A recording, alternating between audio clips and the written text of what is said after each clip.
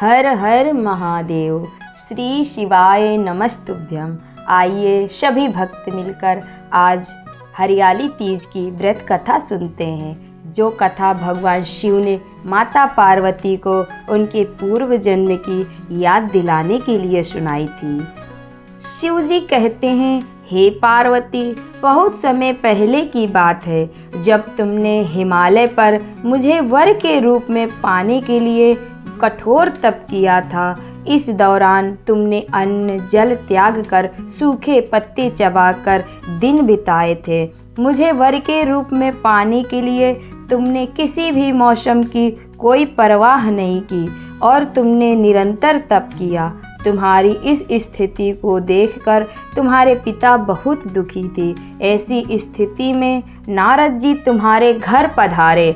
जब तुम्हारे पिता ने नारद जी से उनके आगमन का कारण पूछा तो नारद जी बोले, हे गिरिराज, मैं भगवान विष्णु के भेजने पर यहाँ आया हूँ।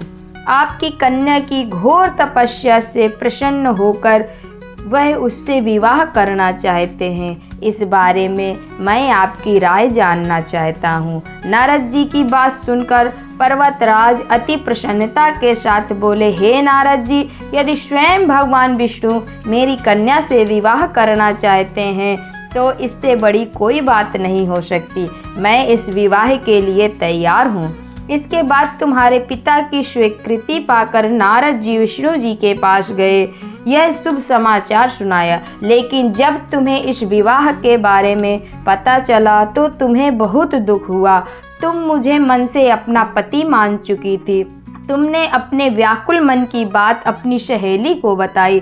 तुम्हारी सहेली ने सुझाव दिया कि वह तुम्हें एक घनघोर वन में ले जाकर छुपा देगी और वहां रहकर तुम शिवजी को प्राप्त करने की साधना करना। इसके बाद तुम्हारे पिता तुम्हें घर में ना पाकर बड़े चिंतित और दुखी हुए। वह सोचने लगे कि यदि विष्णु जी बारात लेकर आ गए और तुम घर पर ना मिली तो क्या होगा। उन्होंने तुम्हारी खोज में धरती पाताल एक करवा दिए, लेकिन तुम ना मिली।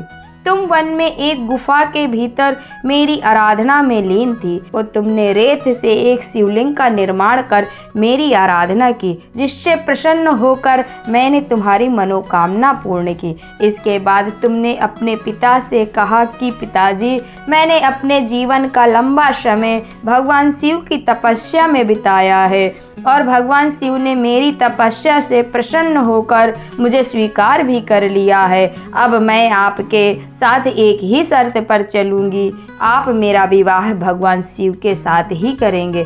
पर्वतराज ने तुम्हारी इच्छा स्वीकार कर ली और तुम्हें घर वापस ले गए। कुछ समय बाद उन्होंने पूरे विधि विधान से हमारा विवाह किया।